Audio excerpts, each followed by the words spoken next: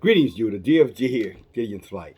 Hey guys, this message is going to be a little bit different than some of the previous messages that I've given because I want to address, as the old saying goes, the elephant in the room. Um, it was brought to my attention today that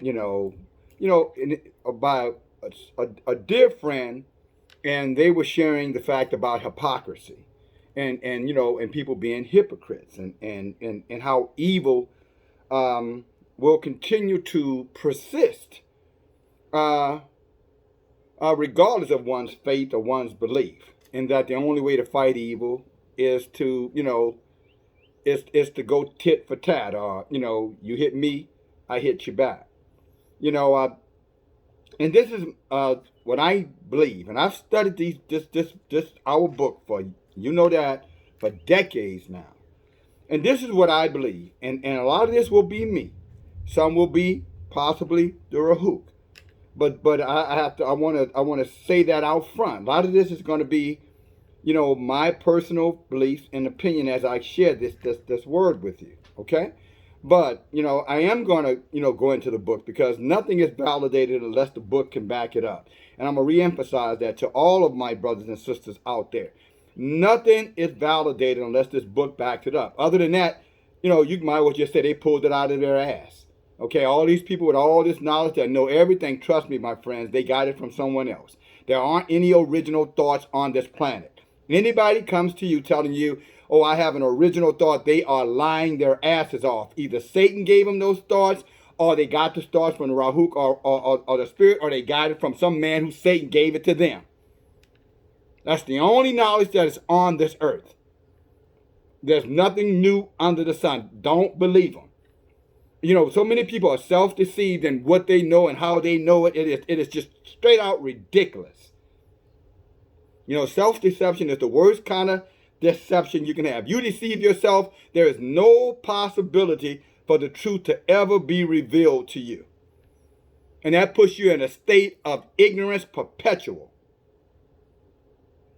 All of us have to make the decision in terms of how we understand, what is truth, what is lies, and what is conflated truth or exaggerated lies. The Bible says that the book teaches that Satan is the father of lies. And he will push every lying dogma out there that he can think of for one reason and one reason only. And I want you to hear me well, my sisters and brothers. His whole objective is to throw you off the path, to get you into a state of lunacy. Yeah, I'm going to say it again. Satan's whole intention is towards the believer and the unbeliever too, but primary the believer. He's already got the unbelievers. They're already inside. Satan's house is not divided. But it's to get the believer to get into a state of lunacy. What do I mean by lunacy? Questioning. I'm not sure. Questioning. Because as soon as he gets you outside the gate, that's just like a fox who might be walking around a chicken pen. And he walks around that pen day after day after day. And the chickens see him, and they're concerned about that fox. But they realize that the fox has never come to them. The fox hasn't come to the pen. And at some point, they get so accustomed to seeing that fox that they think that fox is harmless. So one of the chickens is, because they see the fox, he hasn't done anything to them. He's been around for a long time. So what do? They decide to venture outside of the chicken pen. And once they make that critical mistake, trusting the fox, or better yet, trusting their own judgment, going against the Rahu, going against the word, trusting their own judgment. And lo and behold, they find out the true intention of the fox. The fox knew that at some point he would lure them out there, because at some point they would get comfortable and no longer trusting the protection of the pen. See, that's the danger that we all are confronted with, my sisters and brothers, that we can get so easily tempted to walk away from Yah because of evil. And when we do, we have to just understand the fox is going to be there. Satan is going to be there. And I realize that if you're dealing with things right now and evil right now, I understand that. But I'm telling you, the evil that awaits you compared to the evil that you're fighting with the power of Yah in your corner is not even comparable. It's the difference between heaven and the earth. It's not even comparable. But the enemy will tell you, oh, no, just, don't worry about that. It's going to be all right. It's you can do this. You can't do it, my sisters and brothers. We, on our own, cannot fight evil. This has been proven time and time and time again. And again, remember, Satan comes up with his cunning. There's an acronym, T.I.E, TIS. T, the letter T, the letter I, the letter S. Satan typically uses that methodology, that method, to pull us away and to tempt us into walking out so that he can take advantage of us.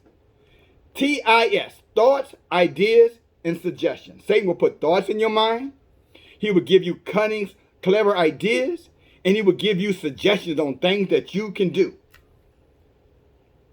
And if you fall for any one of those three, he will consume and destroy you.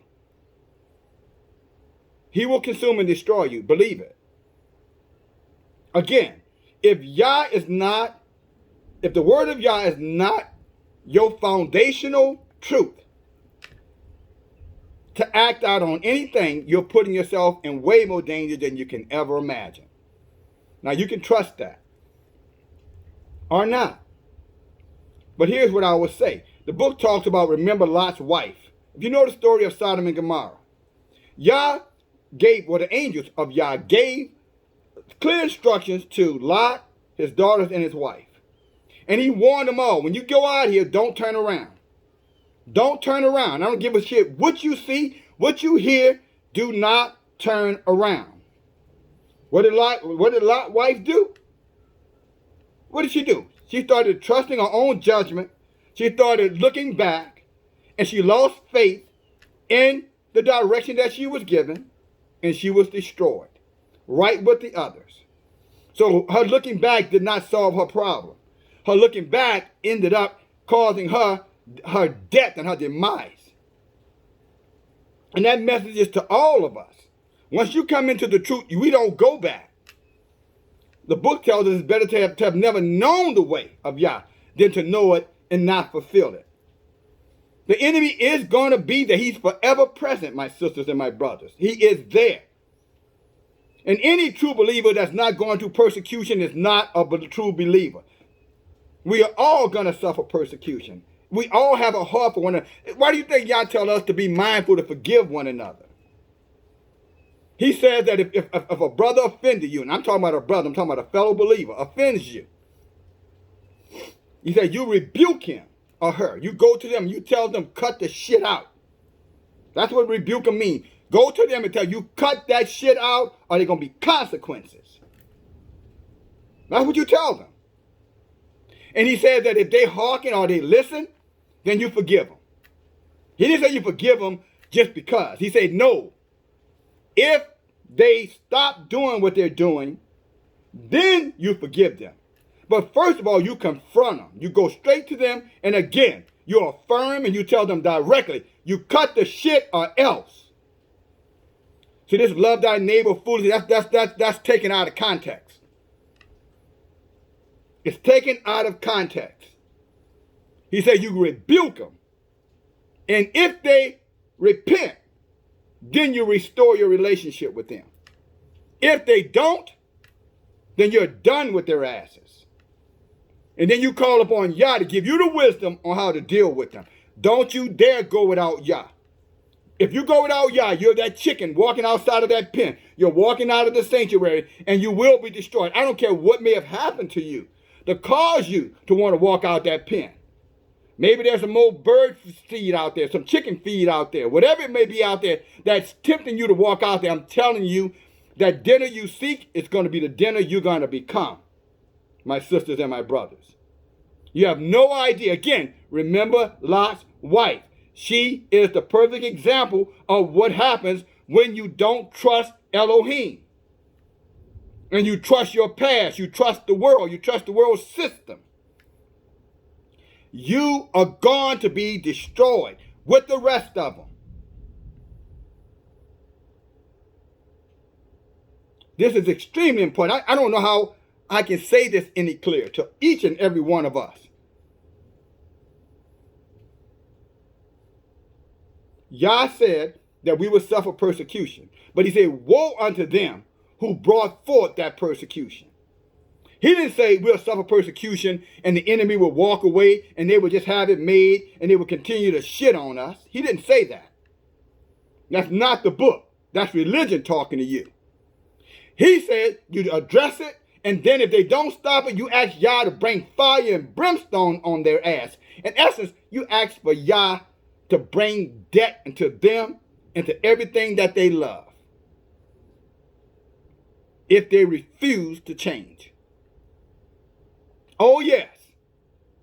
No different than the angels did. The angels went to Sodom and Gomorrah for one purpose. They looked like men.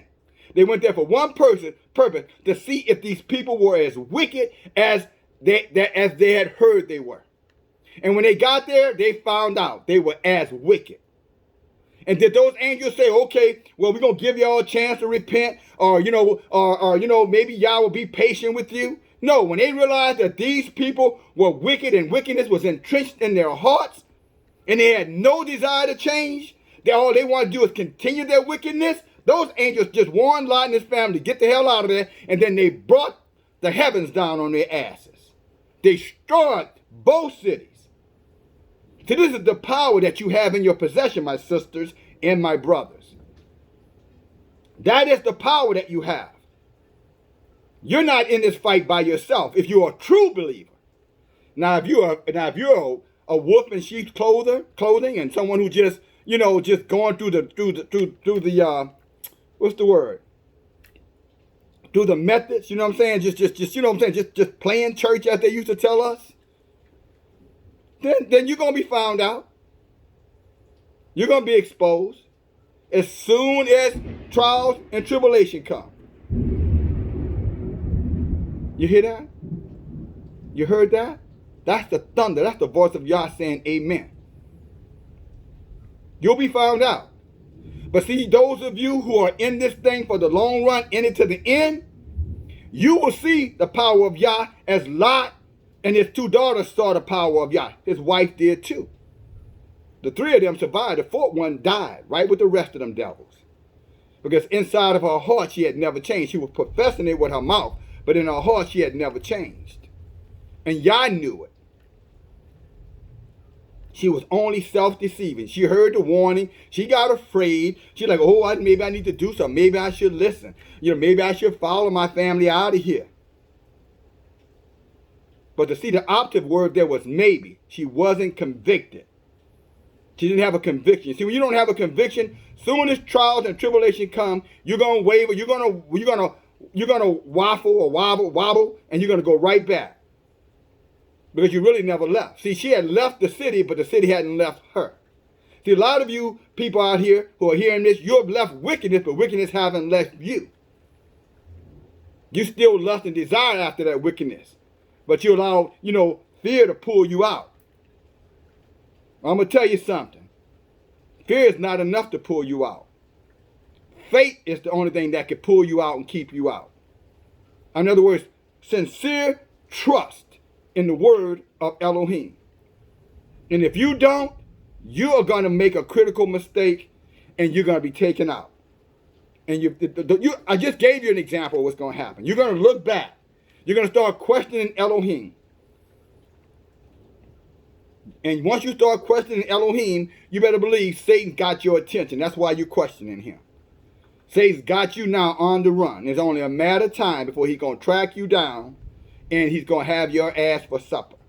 Now, I said that in love. Don't be offended. He's going to have any of us for supper. We're in the last days, my sisters and brothers. We're in the most wicked time known to mankind. Can't you tell? Don't you see it?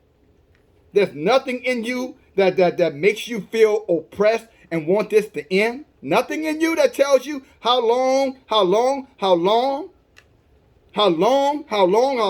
Elohim, till you come back? There's nothing in you longing for Elohim to come back? Nothing?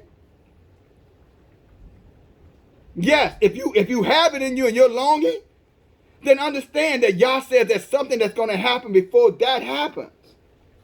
He said it's going to be so wicked here that you're not going to be able to imagine how bad it is. That's how we say it's going to be worse. It's going to be as bad as it was in the days of Noah. It was going to be bad as it was in the days of Sodom and Gomorrah. Then he was coming.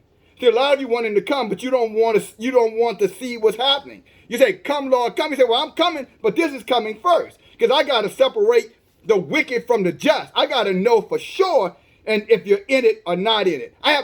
Better yet, I want you to know for sure whether you're in it or not." This is what Elohim tells us. Because many are going to go to him in that day and say, "I did all these wonderful things in your name. I prayed in your name. I cast out devils in your name. I did good deeds in your name." He goes, "Say, depart from me, you work of wickedness. I never knew you." Why? Because many of us are self-deceiving. Again, we have left so-called wickedness, but wickedness haven't left us. In other words, we speak against it, but at the same time, we're so willing and to walk into it. So easily lured into it. As soon as the enemy comes with real danger, we start questioning Elohim. Again, let's go back to Lot's wife. At the most dangerous time of her life, instead of her trusting her husband, who was her priest, she trusted her past, which was her death sentence. She loved the world. So the love of Elohim could not be in there. Elohim does not, he's not divided. His house isn't divided, my sisters and brothers. You're either all the way in or you're all the way out. 99.5% in is not in at all. You're either 100% in or you're 100% out. And I know some of you are saying, "Well, I'll just be 100% out." Okay. Again, remember Lot's wife. Are you willing to deal with the destruction of your family, of all the things that you love? You ready to lose your soul in eternal hellfire? Or are you okay with that? You say, "Yes, you are." Well, I remember a story about Abraham, the rich man and the poor man, and the man who was so comfortable and so happy with this particular life, who made the statement, "Yeah, I'm good with it." Well, they got to a situation, he came out of hell asking the poor man to put a little tip of water on his tongue because he was being tormented so bad. So I know you may be going through something. All of us may be going through something. All of us, I know I'm going through things. But you may be going through something right now, but is it that bad? Are you in hell right now? Literally hell? Are you begging now, Yah, to bring something to you? Are you begging for it? To bring something to you, and is Yah telling you, "No, I ain't bringing it to you because you're condemned to hell forever, and you're going to burn. I'm not giving you anything. And now I'm going to watch your family die." Because that's what the rich man wanted. The rich man wanted water on his tongue, praise Yah, and then he wanted his 5 brothers saved. And Yah said, "No, I'm not Abraham." Through Abraham, he said, "No, I'm not giving you no water on your tongue. And no, I'm not sending you over there to warn them. If they don't listen to the messengers, their ass is going to die in their sins, and they're going to meet you in hell." He's talking about your family members. This is serious business, guys. Ladies and gentlemen, this is serious business. And so I think some of us play around with this like, "Oh, you got a choice," and you don't have no choice in this. Don't you know your life is predestined? If you have the spirit of Rahuk in you, you better trust that spirit. You better embrace it. You better embrace it. This is not a game. Yah will come and remind you how serious this is. And when he finished with you, trust me, whatever caused you to turn on Yah, whatever caused that woman to look back, I guarantee she had no idea the consequences, the price she was going to have to pay was going to be so severe. She had no idea it would be that severe. Had she known, she wouldn't have turned back.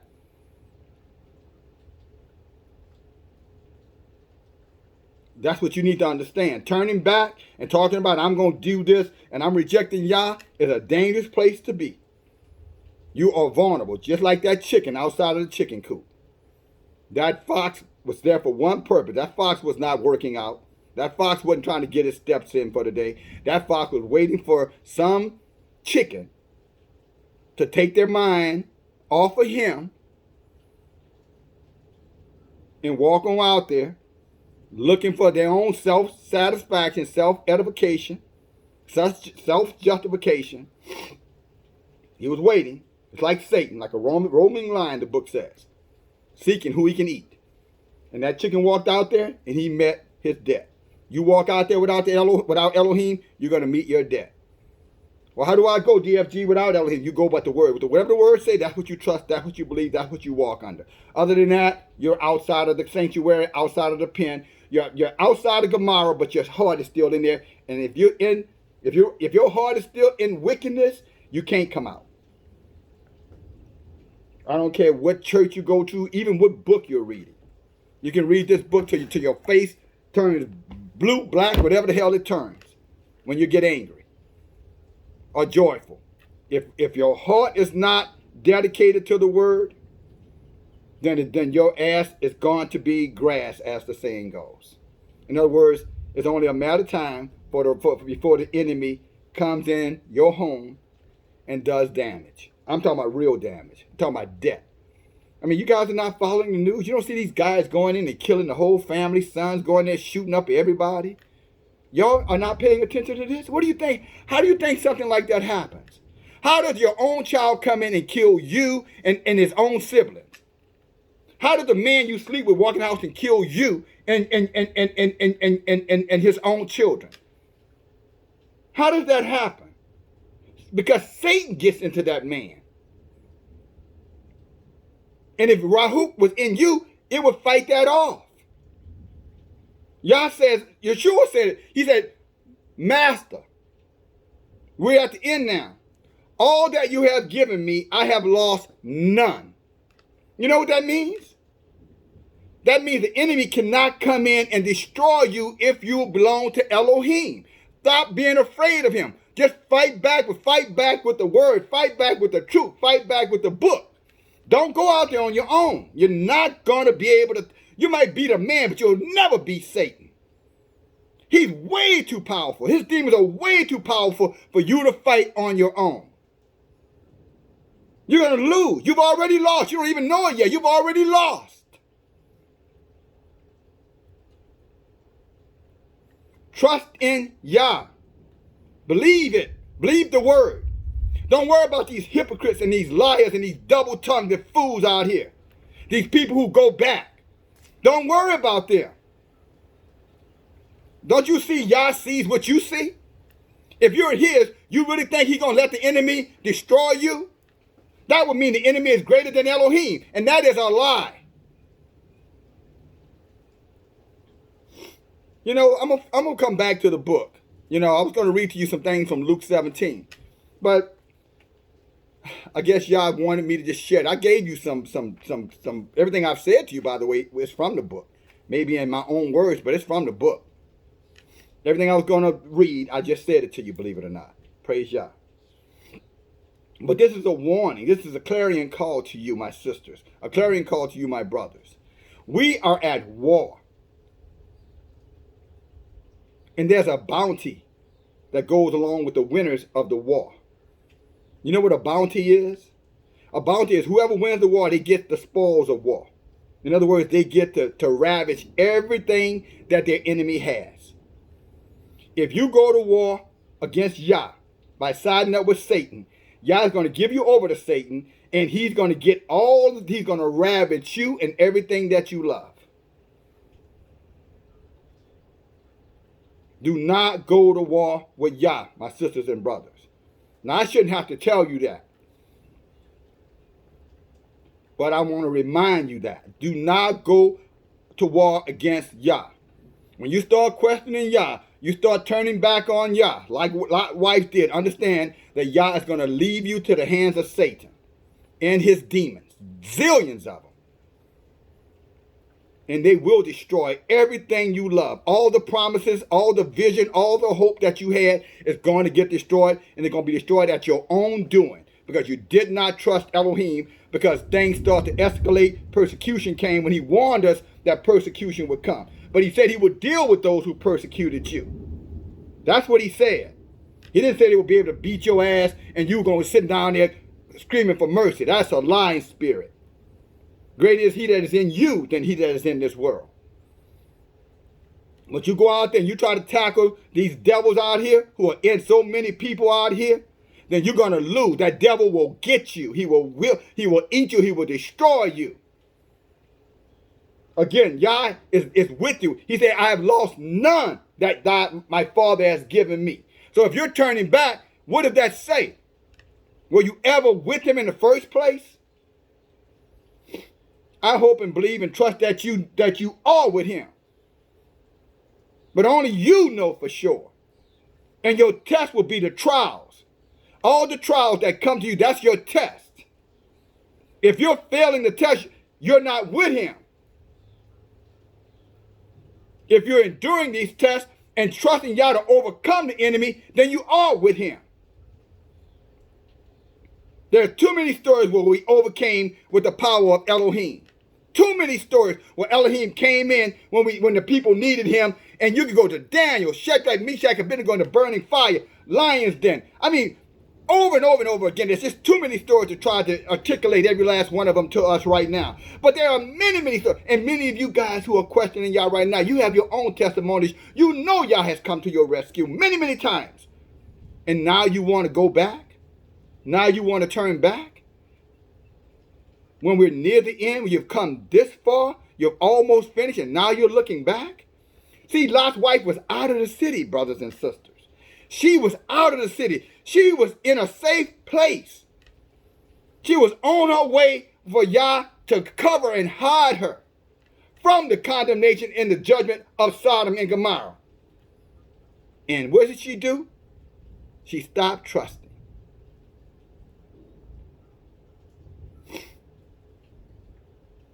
She stopped trusting.